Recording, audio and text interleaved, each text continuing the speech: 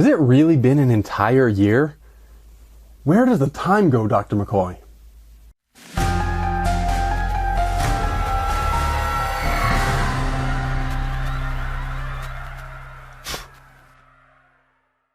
Yes, indeed, it has in fact been another entire year.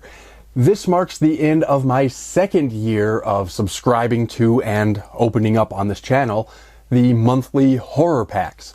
For those of you who don't know, HorrorPack is a monthly subscription service and they send out horror movies.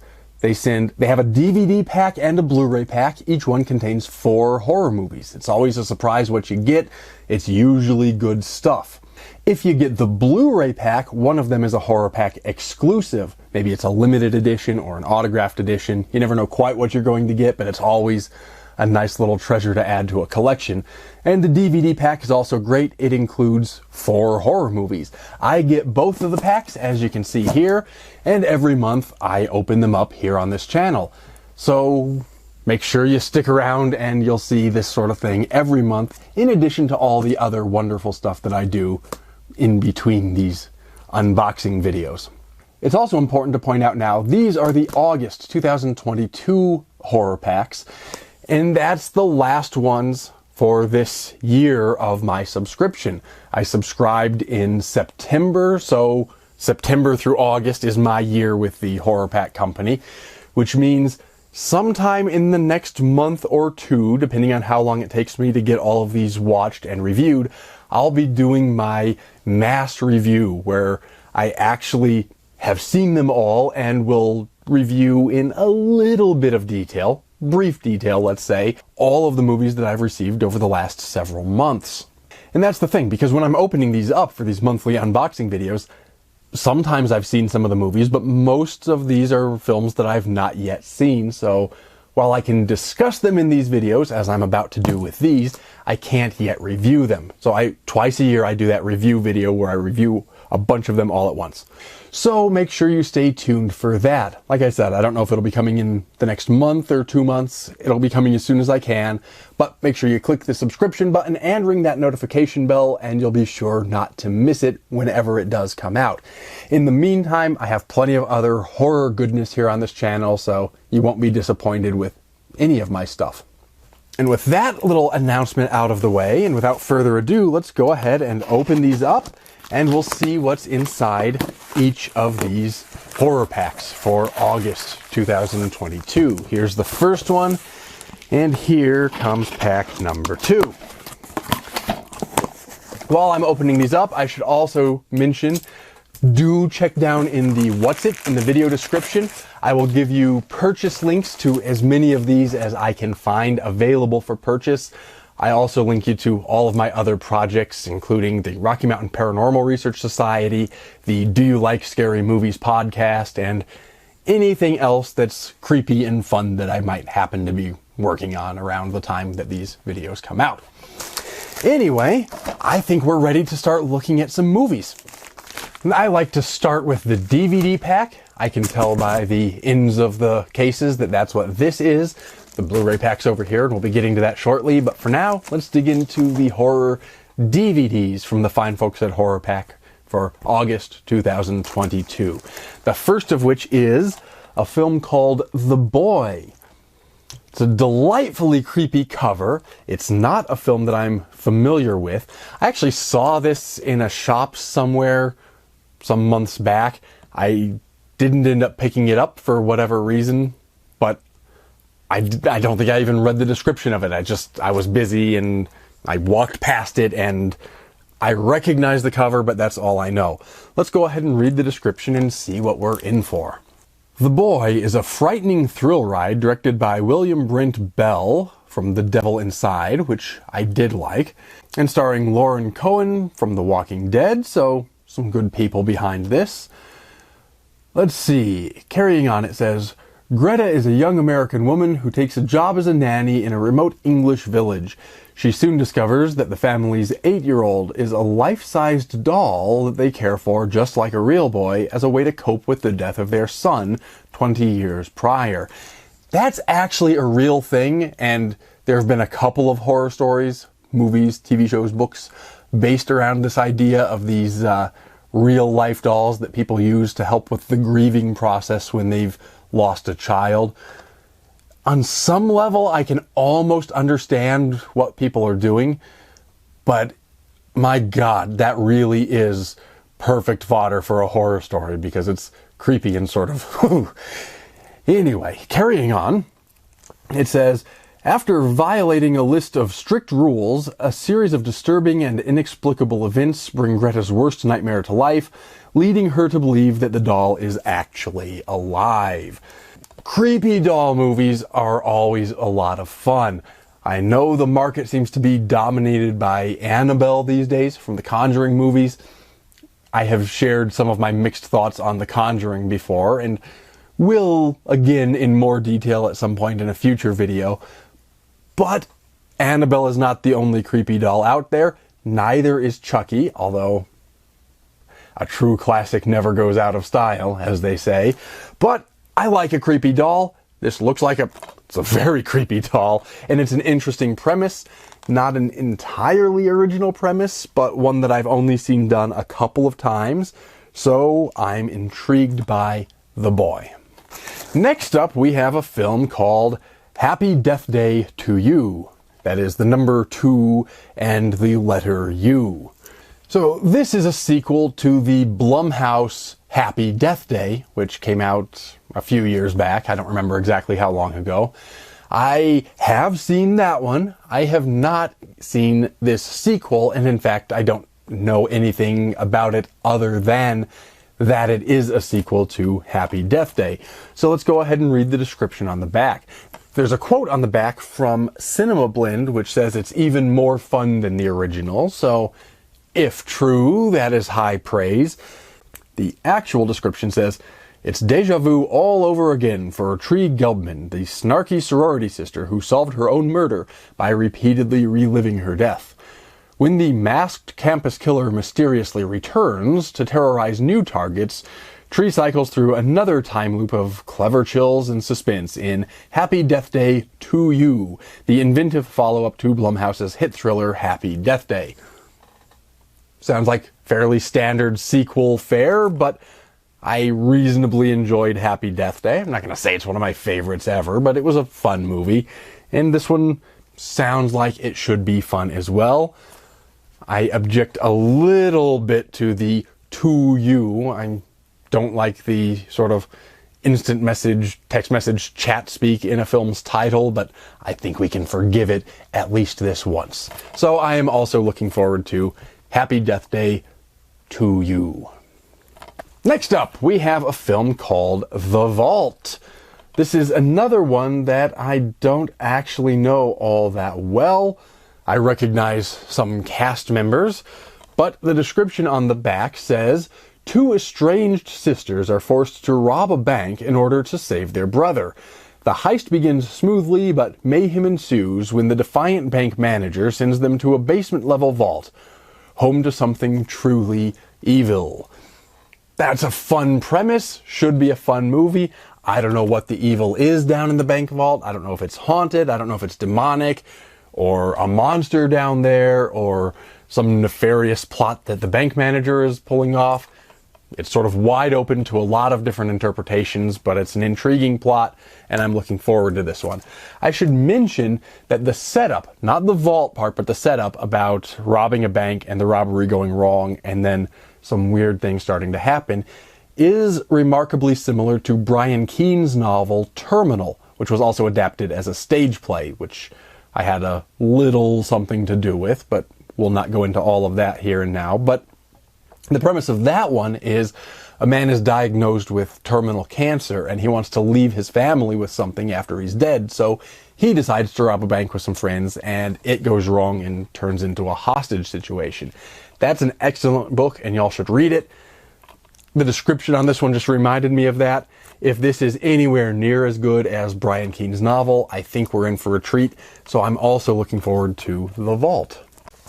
And finally, from the DVD pack, we have a film called The Unfamiliar. The tagline on the cover says, "Some fears haunt you from within." This is another one with which I am unfamiliar. if you see what I did there. Anyway, let's read the description, which says, after an army doctor returns home from war, she begins to see and hear terrifying things. Under the impression she is suffering from PTSD, which seems like a fair assumption, that actually can lead you to a variety of hallucinations under some circumstances. Not always, but sometimes. Anyway, under the impression she's suffering from PTSD, she seeks help, only to discover there is a more daunting malevolence at work, threatening the lives of her family. So, I don't know exactly what's going on. It sounds like a haunted house kind of a story. I don't know if it's a haunted house or if it's something that she brought back from war, but it's an intriguing premise. I like that it's an army doctor in the lead. I think that gives us some interesting opportunities to play with the sort of belief in the supernatural versus scientific skepticism that we could get from a doctor, as well as the sort of supernatural versus PTSD that we can get from somebody in the army, from an army veteran. So there's a lot of different stuff going on, and if this film manages to explore some of those different layers, it should be great. And I'm also looking forward to trying The Unfamiliar. And that brings us, of course, to the Blu-ray pack, including the HorrorPack exclusive Blu-ray, whatever that is. For just a second before we get into that, let me remind you to do all the YouTube-y things that help me to grow this channel.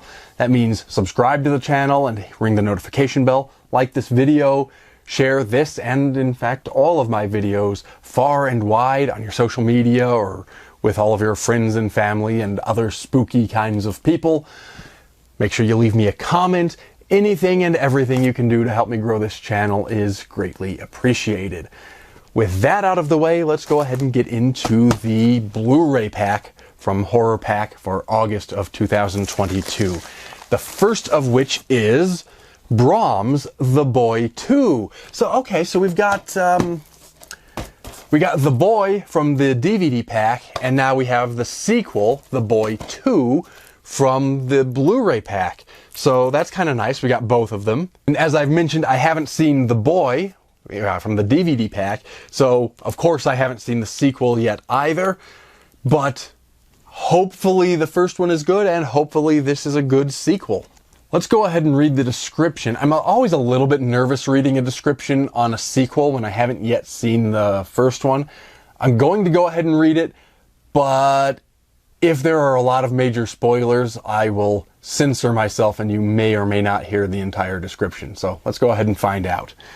It says, unaware of the terrifying history of Hillshire Mansion, a young family moves into a guest house on the estate where their young son soon makes an unsettling new friend, an eerily lifelike doll he calls Brahms.